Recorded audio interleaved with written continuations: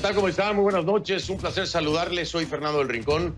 Bienvenido de nuevo a mi casa, desde donde continúo transmitiendo conclusiones para usted esta noche. Esta noche que en la ciudad de Miami, el gobierno municipal de la ciudad acordó establecer un toque de queda. Sí, hay un toque de queda como medida preventiva contra el coronavirus. Le voy a mostrar imágenes en vivo en este momento de una ciudad que viernes en la noche, pues prácticamente no hay espacio para un vehículo, hay un tráfico impresionante y movimiento por toda la ciudad eléctrica. Miami esta vez, mire la diferencia, prácticamente paralizada, las calles vacías. Es a partir de este día, viernes 27 de marzo, desde las 10 de la noche hasta las 5 de la noche, dentro de los límites de la jurisdicción de Miami, solo se va a permitir a residentes de la ciudad salir de sus hogares para trabajar, ir al supermercado, farmacia o comprar alimentos, así como hacer ejercicio o sacar al perro a pasar hasta 250 pies de la vivienda. Le repito, estas son imágenes en vivo de la ciudad de Miami, en la zona de Brickell, justo donde se encuentra este gigantesco centro comercial. A su mano derecha, Brickell City Center, usted puede ver estas vías completamente vacías. Quiero decirle que esta es una zona que los viernes puede circular. Si la persona no logra justificar su presencia en la vía pública acorde a las reglas anunciadas, podría ser detenida y multada con $500 de acuerdo a la ley estatal. Esta orden aplica para Brickell, Coconut Grove, Coral Way, así como Flagami, La Pata, Overtown, Shenandoah, Silver Bluff y la Pequeña Habana, entre otras. Así se ve la eléctrica Miami esta noche, con las calles vacías. Le pido que a partir de este momento me acompañe utilizando la etiqueta numeral Conclu COVID Latam 2. La etiqueta es Conclu COVID Latam 2, es el hashtag. Sus comentarios, por favor, a mi cuenta en Twitter, @soyfdelrincón, @soyfdelrincón. Conclu COVID Latam 2. Estados Unidos marcó otro alarmante récord de este viernes. Sobrepasó los 100,000 contagios por COVID-19. El virus afecta especialmente a la ciudad de Nueva York y el estado de Washington. Pero vemos cómo empiezan a sumarse otros puntos calientes. Ciudades como Chicago, Detroit y Nueva Orleans están viendo un aumento rápido de los casos y piden más recursos médicos.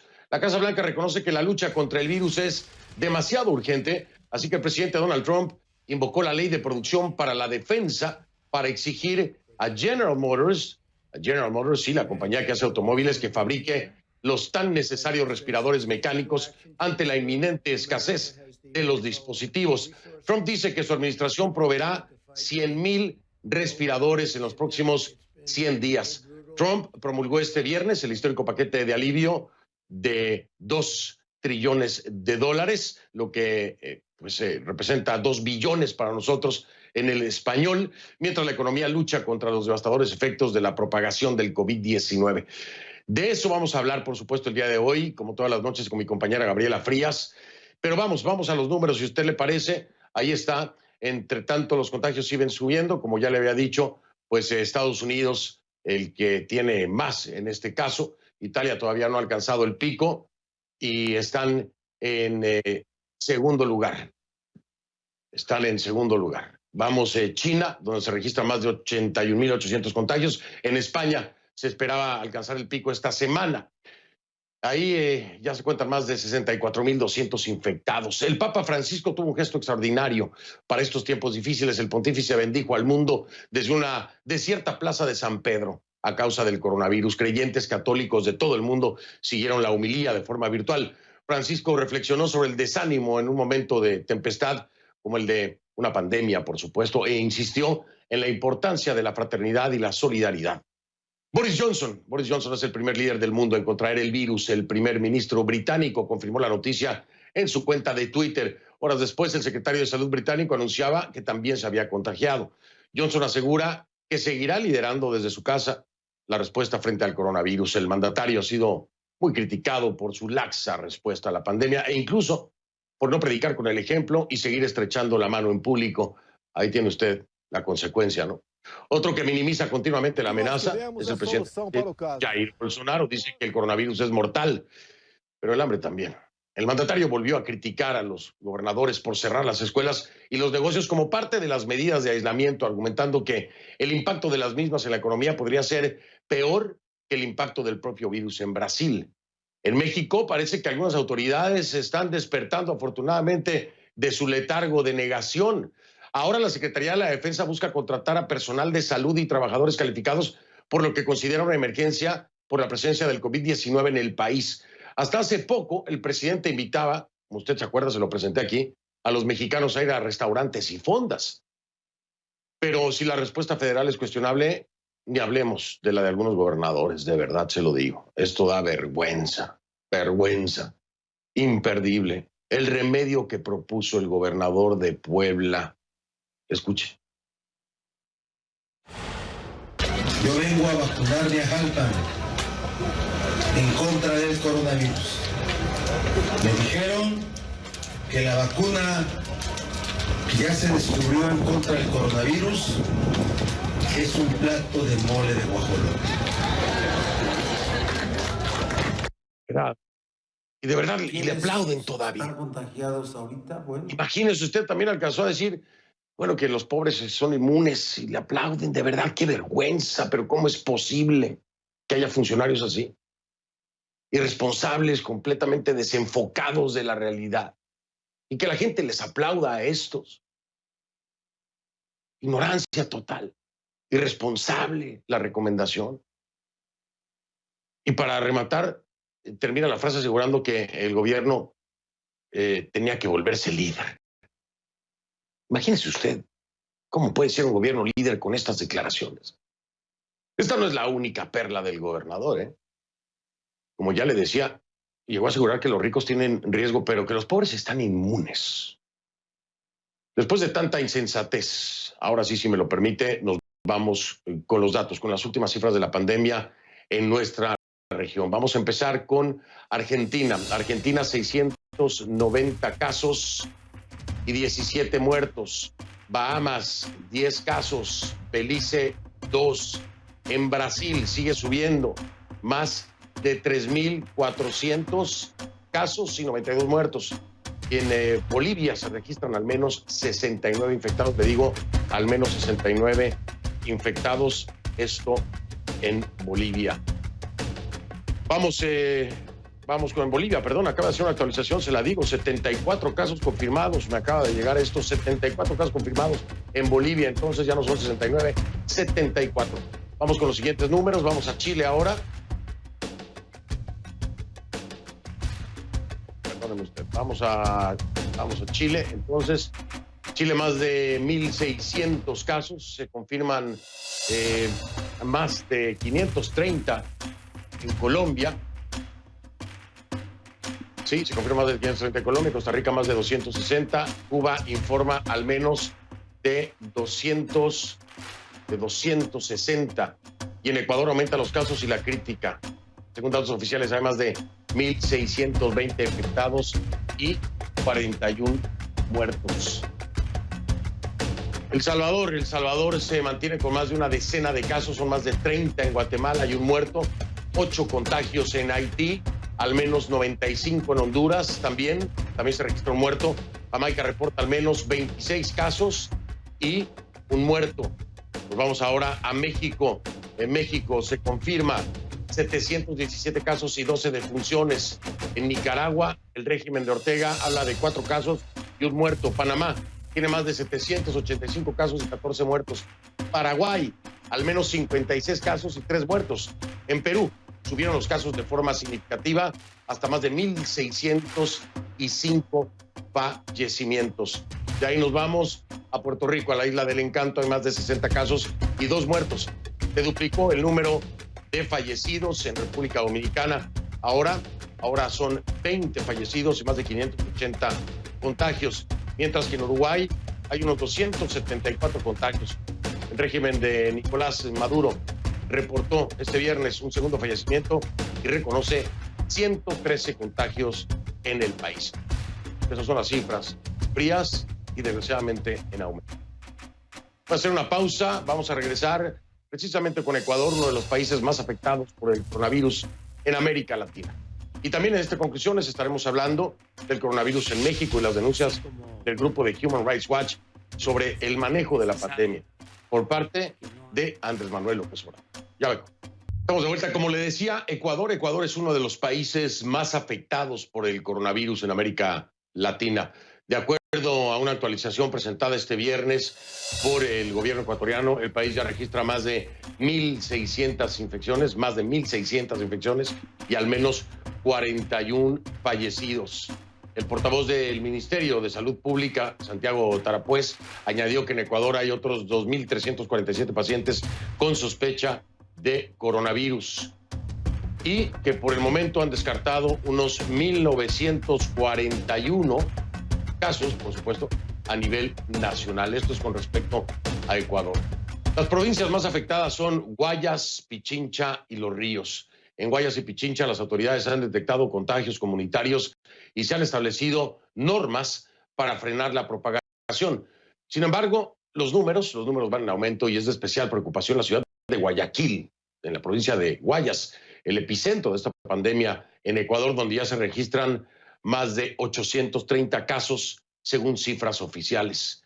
Un alto funcionario del gobierno ecuatoriano dijo a CNN que los hospitales en Guayaquil están desbordados y que las medidas de restricción de movilidad establecidas en Guayaquil no se estarían cumpliendo a cabalidad. Pero también asegura el número de contagios es exponencial por esa razón, eso es lo que nos dice. Añade que se ha actuado con irresponsabilidad por parte de los ecuatorianos en esta zona de Guayaquil. Una muestra de la situación crítica que atravesarían los hospitales quedó plasmado en un video grabado este jueves en Guayaquil. Allí se muestra a un paciente tendido en la parte de atrás de una camioneta a las puertas del Hospital del Seguro Social del Ceibos. La persona que graba el video y supuesto dueño del vehículo asegura que el paciente tenía más de una hora a las afueras del centro médico sin ser atendido. No obstante, agradeció el gesto de dos personas que le habrían brindado oxígeno, pero véalo usted.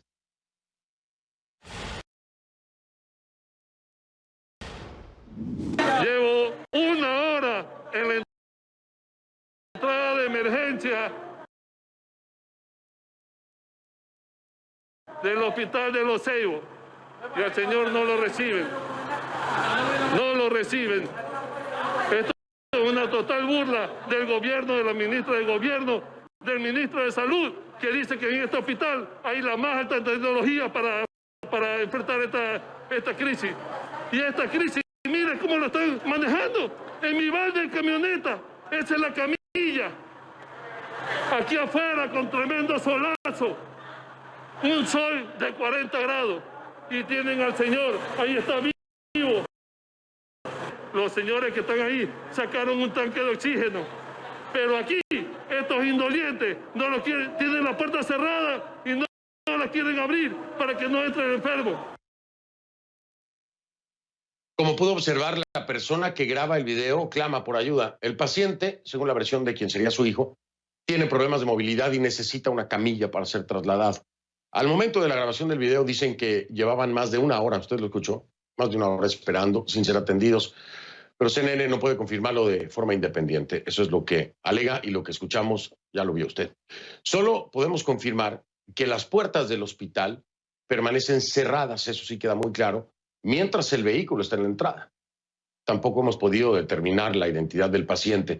El equipo de conclusiones contactó a la Dirección de Comunicaciones del Seguro Social de Ecuador y ellos confirman que sí llegó ese paciente, pero aseguran que fue atendido en cuestión de minutos y que esa ayuda queda plasmada en el video donde se ve al personal médico asistiendo con oxígeno.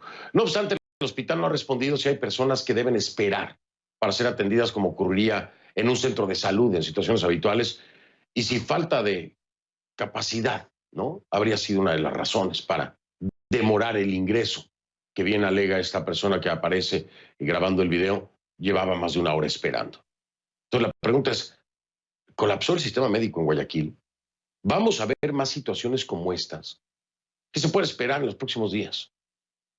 Vamos a hablar con mi primer invitado de esta noche.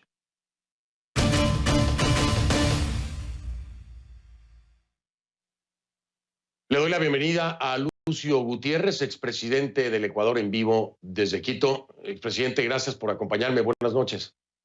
Buenas noches, muchísimas gracias por esta invitación. Al contrario, gracias a usted, presidente. presidente Lucio Gutiérrez. Estas imágenes son desgarradoras. Me han llegado muchas otras más que no he podido confirmar el origen, pero que hablan de una situación extrema en ciertas áreas o ciertas zonas precisamente de Guayaquil. ¿Qué sabe usted acerca de esto? ¿Qué tan real es la tragedia que se está viviendo en Guayaquil, que denuncian muchas personas, como este video que acabábamos de ver, presidente Lucio? ¿Qué sabe usted acerca de esto? Definitivamente el sistema de salud ha colapsado, esa es la realidad. Pero antes permítame solidarizarme con las familias de los fallecidos en el mundo por la pandemia del coronavirus y también felicitar a las personas que con sacrificio se están quedando en sus casas, porque debemos recordar que esta batalla la ganamos quedándonos en casa. Ahora, es cierto que el actual gobierno del presidente Lenín Moreno heredó una economía destrozada, pero también es cierto que el actual gobierno ha actuado con total irresponsabilidad, con total incapacidad, porque si hubieran continuado con la política responsable de mi gobierno, que en 2 años ahorramos alrededor de 2.500 millones de dólares, y que si se continuaba, repito, con esa política responsable, después de 15 años, y cuando el precio del barril de petróleo sobrepasó los $100, hubiéramos tenido, según han calculado los especialistas, alrededor de 50.000 millones de dólares en ahorros, con lo cual se hubiera enfrentado adecuadamente y con muchas más posibilidades de éxito esta pandemia del coronavirus. Hubiera habido recursos para comprar el equipo médico necesario, los kits para hacer los exámenes y lograr determinar quiénes están contagiados con anticipación, para blindar el territorio ecuatoriano, porque esto sabíamos.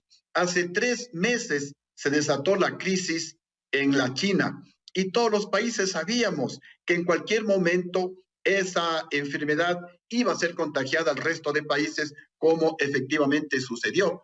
Pero el actual gobierno no hizo absolutamente nada para tomar acciones y enfrentar esa amenaza letal.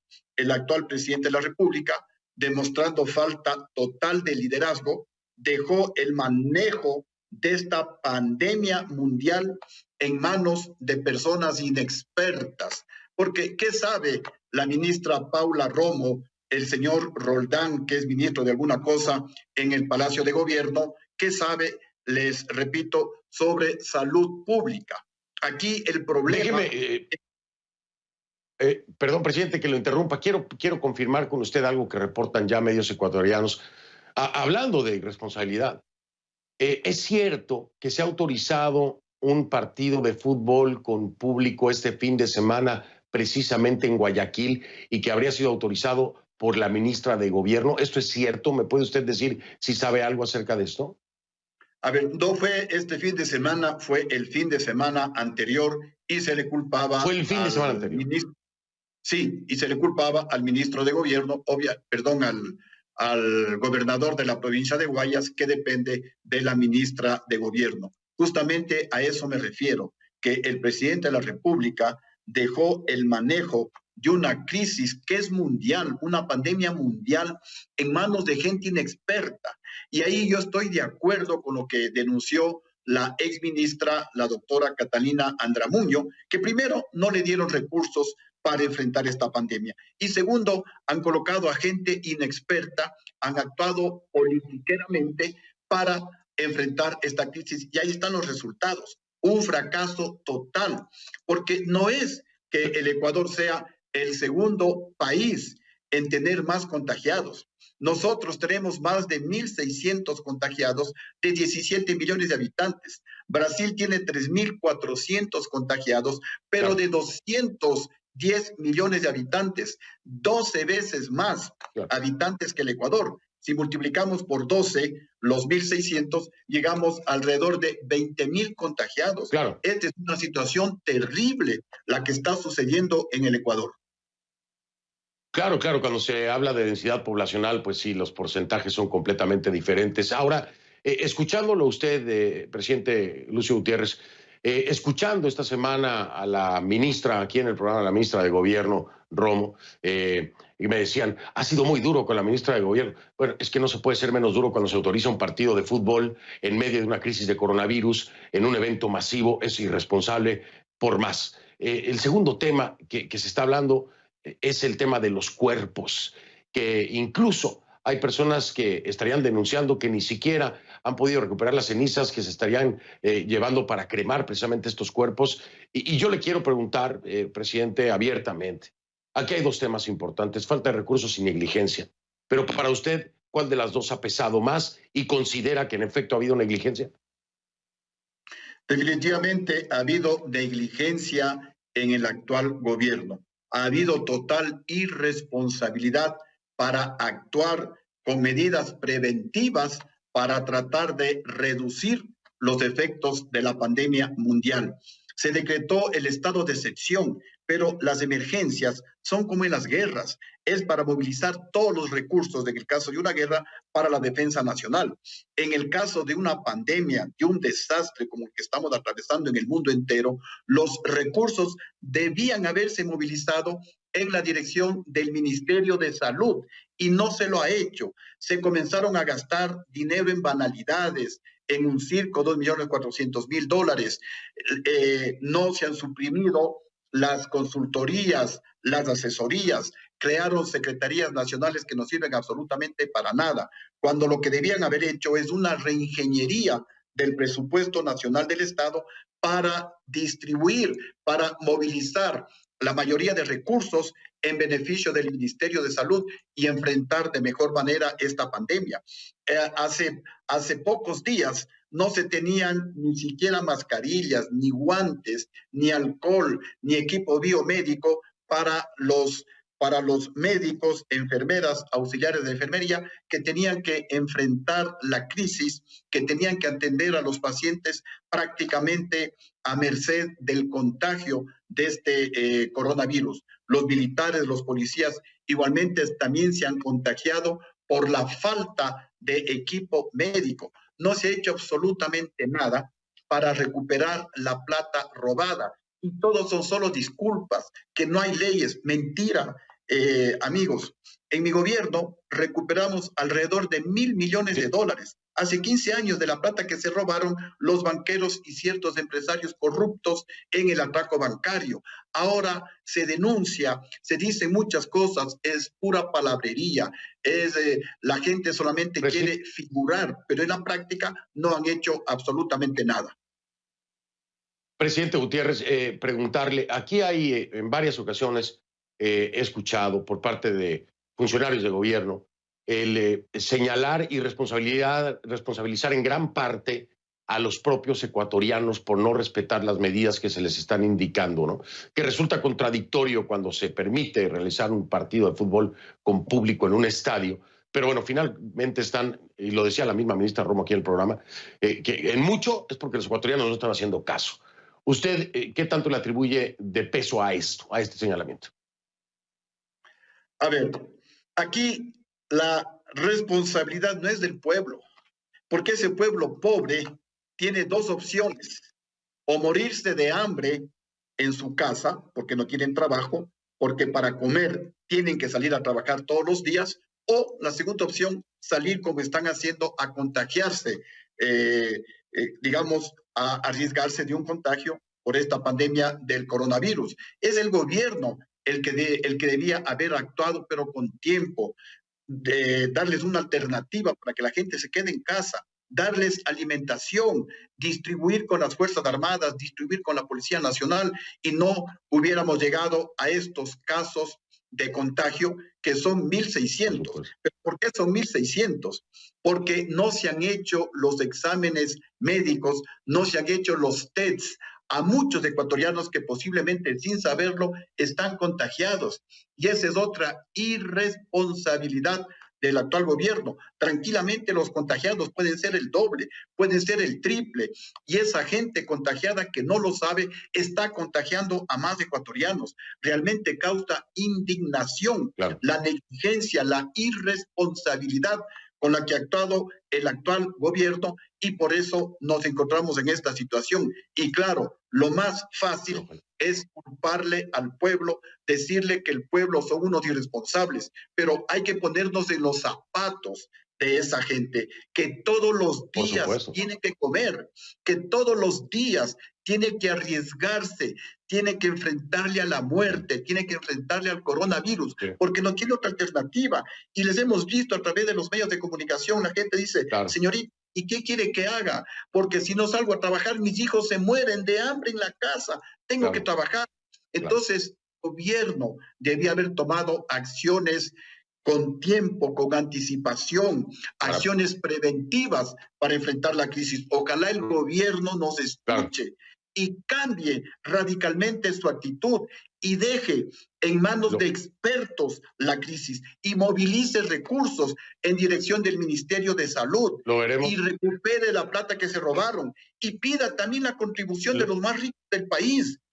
El año pasado, el gobierno condonó deudas por intereses, por atrasos, a los más ricos del país, por alrededor de 4.500 millones de dólares. Ahí está la plata.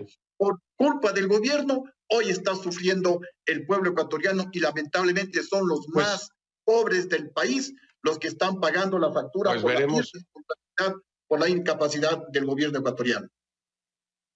Pues veremos si hay algún cambio en la estrategia por parte del gobierno del presidente Lenín Moreno. Lo cierto es que quiero subrayar lo que dice el expresidente Lucio Gutiérrez. Imagínese usted aquellas personas que viven el día a día, no le digo de cheque a cheque, de día a día, cómo quedarse en casa. Esta gente que vive del negocio informal, aquellos que usted ve incluso a veces pidiendo dinero en un semáforo o en las esquinas, ¿cómo hacerlos quedarse en casa si no salen a buscar un centavo que alguien les regale? Cómo comer. Desgraciadamente esto pasa en toda nuestra Latinoamérica. Esa gente, si se queda en casa, no come. Y esto es algo muy importante, es un fenómeno en toda Latinoamérica. Y yo estoy consciente, y muchos de nosotros cuando decimos, quédese en casa. Y yo digo, claro, quédese en casa. En la mía es muy fácil quedarse. Pero en la de una persona que vive día a día, que tiene 3, 4, 5 hijos, que no tiene un cheque, que no tiene dinero para darles de comer, en esa casa no se puede uno quedar, y esto es algo que los gobiernos de Latinoamérica deben tomar en cuenta. Quédese en su casa. Claro, en la de una estrella de Hollywood es muy fácil, en la de un servidor es muy fácil, pero en la de estas personas no se puede, prácticamente es imposible porque se mueren de hambre. El presidente Lucio Gutiérrez, mil gracias por haberme acompañado. Estaremos monitoreando, por supuesto, la situación, muy preocupados con lo que está pasando en el Ecuador y estaremos, de nueva cuenta, saludándonos. Estoy casi seguro que será pronto. Muchas gracias, presidente. A usted muy gentil. Muchas gracias. Buenas noches. Buenas noches, el presidente Lucio Gutiérrez, el presidente del Ecuador en vivo desde Quito. Voy a hacer una pausa. Regresamos con coronavirus en México y ya denuncias de un grupo, usted lo conoce muy bien y es muy importante a nivel regional, Human Rights Watch. ¿Por qué? Bueno, por el manejo de la pandemia por parte de López Obrador, de AMLO, el presidente de México. Ya vengo. En redes sociales, a sus órdenes, la cuenta de Twitter es @soyfdelrincón, @soyfdelrincón. Seguimos hablando de coronavirus. Venimos con José Miguel Vivanco. Ya.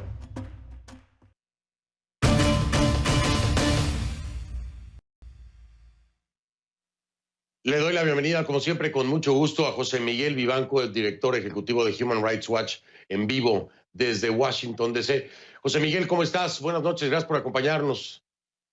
Un placer estar contigo, Fernando, esta noche, desde mi casa. Desde tu casa, igual aquí, desde mi casa, que es la tuya también. Bienvenido. José Miguel, ¿por qué decides pues hacer este señalamiento? Muy importante, entiendo las razones, pero ¿por qué hacerlo concretamente sobre el México de Andrés Manuel López Obrador en tiempos de coronavirus? Porque nos parece realmente desconcertante la actitud que ha asumido el presidente de México durante, diríamos, un mes, donde durante un mes consistentemente él ha decidido ignorar el problema y minimizarlo. Ha dicho públicamente que él no cree que los abrazos, por ejemplo, los besos, estrechar las manos, pueda ser algo riesgoso frente al coronavirus.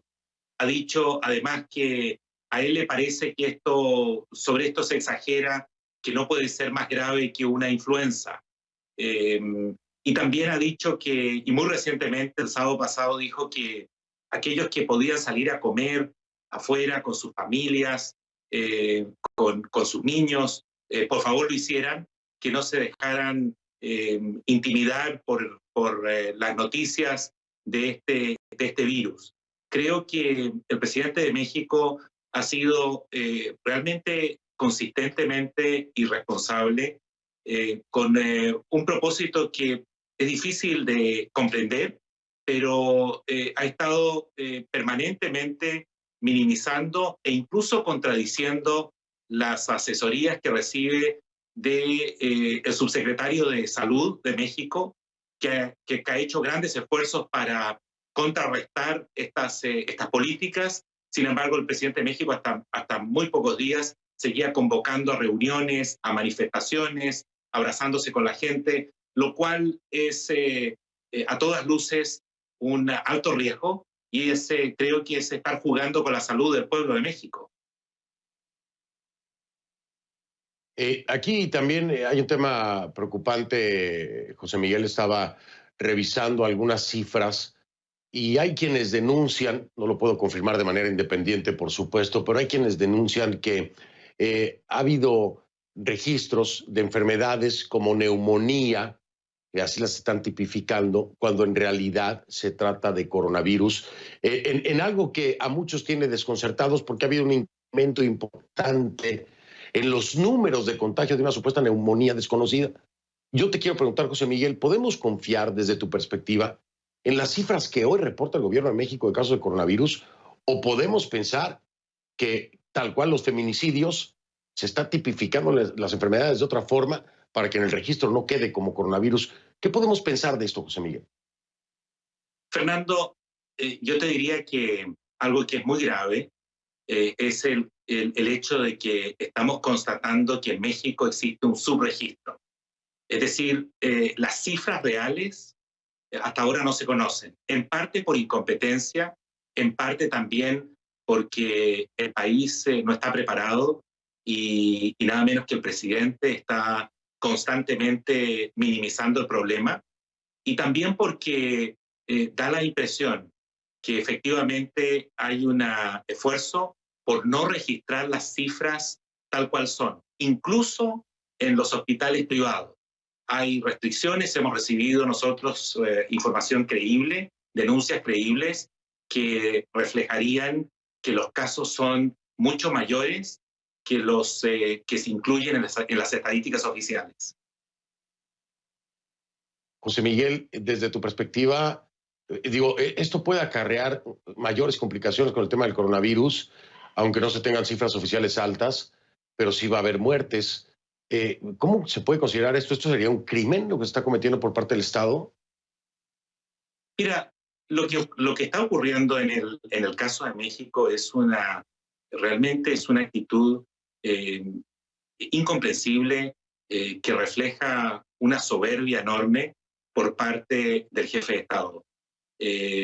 Todos sabemos, todos los datos, todas las prácticas, las buenas prácticas y la experiencia tan dolorosa que podemos reconocer en Europa y en otras regiones, que la falta de preparación, la falta de los cuidados esenciales, cuando la gente actúa imprudentemente y no está realmente obligada a hacerlo, es decir, tiene la opción de cuidarse y cuidar a su familia, esas son precisamente las prácticas que permiten la propagación de este fenómeno. Yo creo que en el caso de México, el incremento en el contagio y las muertes que lamentablemente vamos a tener que lamentar, que vamos a tener que registrar en México, van a significar un costo muy alto, no solo para el país, sino también para la credibilidad del actual presidente de México.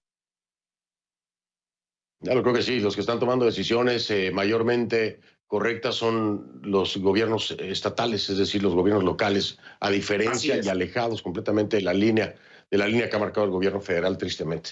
José Miguel, muchas gracias y bueno, también viendo a José Miguel Vivanco, ahí lo tiene usted. También José Miguel Vivanco en casa ha decidido guardarse, quedarse ahí para romper esta cadena de contagio. José Miguel, te mando un fuerte abrazo virtual, ya nos estrecharemos la mano y el abrazo. Espero que muy pronto. Gracias, José Miguel. Muchísimas gracias. Muy buenas noches. Buenas noches, era José Miguel Vivanco, director ejecutivo de Human Rights Watch, en vivo desde su casa en Washington. Voy a marcar una pausa, regreso con Gabriela Frías, mi compañera de Portafolio Global.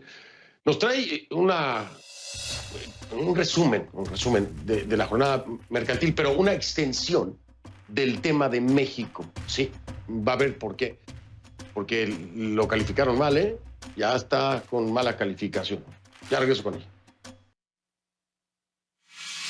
Le doy la bienvenida con mucho gusto, de nueva cuenta. Bienvenida a su casa, mi estimada Gabriela Frías, de Portafolio Global, que nos acompaña desde Atlanta con la información económica súper importante en este momento. Así que, bueno, pues buenas noches, Gaby, ¿cómo estás? Bien, bienvenido también tú a la mía. No tuve tiempo de limpiar, pero creo que se ve igualita que ayer. ¿Qué me dices, Fer?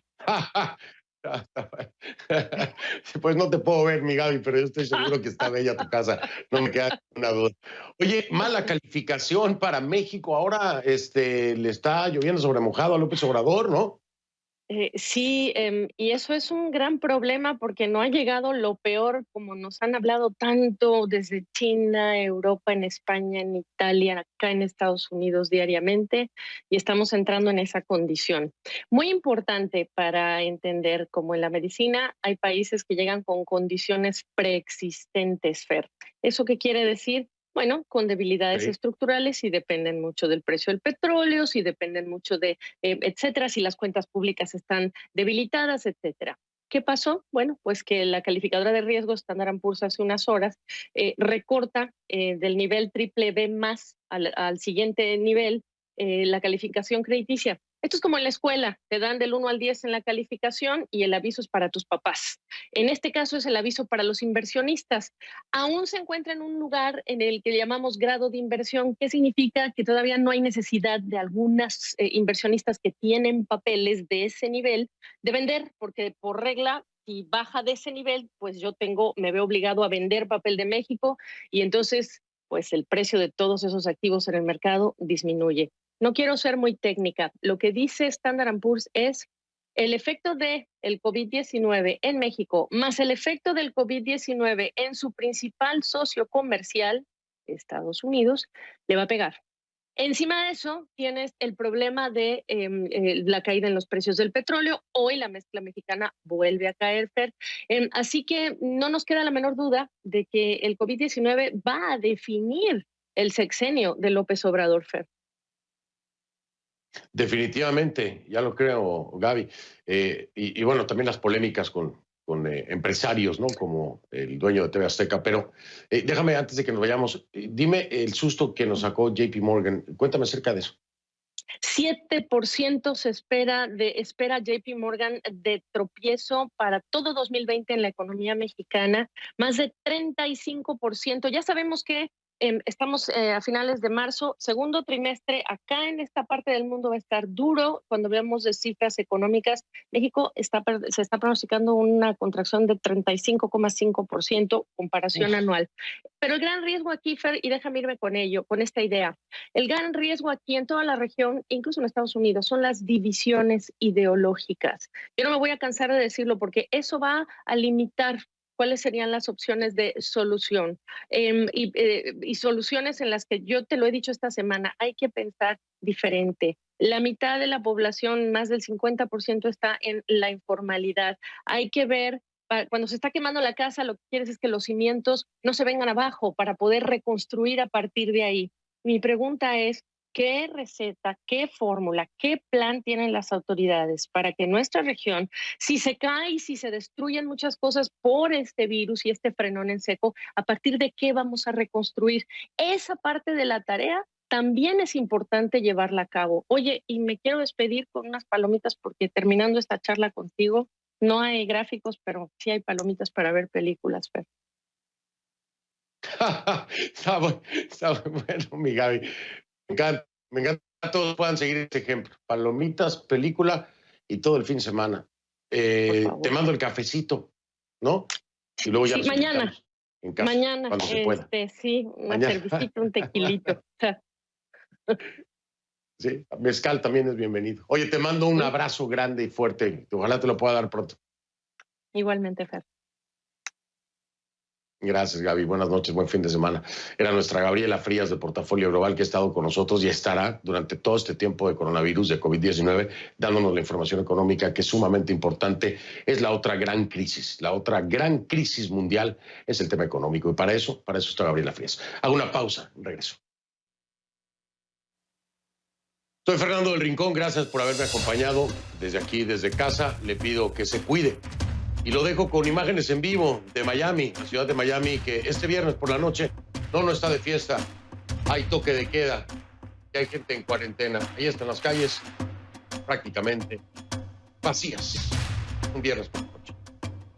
Lo veo el lunes, gracias.